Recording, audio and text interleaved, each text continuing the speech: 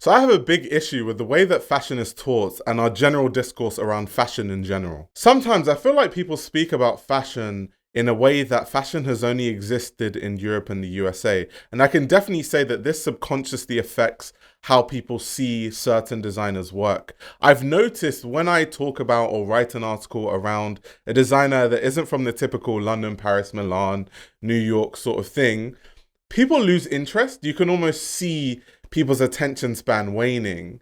But then someone who is from these Western countries copies these designers that I'm talking about, and they're a legend and they're a legendary designer. This is why when I was at CSM, I was really deliberate in making sure that I didn't perpetuate this. So I had a project on Tebe Mugugu, who's from South Africa. I did a fashion documentary in South Africa. I did one in Turkey. I also did my dissertation on queer creativity in Nigeria. A good example to express my point is Paul Poiret. Paul Poiret is obviously a very famous and legendary couturier, and I think that he's rightfully so legendary for many reasons. I mean, he made so many different silhouettes. He's known for things like the lampshade tunic. And I think one of his biggest contributions to fashion actually is teaching couturiers how to make a lifestyle fashion brand, because Paul Poiret had perfume and home decor and all these things. But one thing that really irks me when I read about Paul Poiret in the past is how they describe when he was basically copying a lot of Asian designers' work that he was seeing, or copying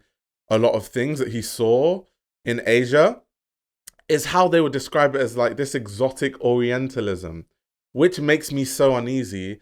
And it's also strange because I'm very sure that the same designers who are designing those things that he was inspired by, if they went to France, no one would care because it's not coming from the right person, or it's not through the lens of the right person. So yeah, I just wanted to open this conversation. I wanted to know what you guys think, and kind of if you have any examples in fashion history of where, you know, someone who's Western is praised for something that they've copied from someone from somewhere else who isn't as praised. But yeah, that's basically my gripe. But yeah, thanks for coming to my TED Talk.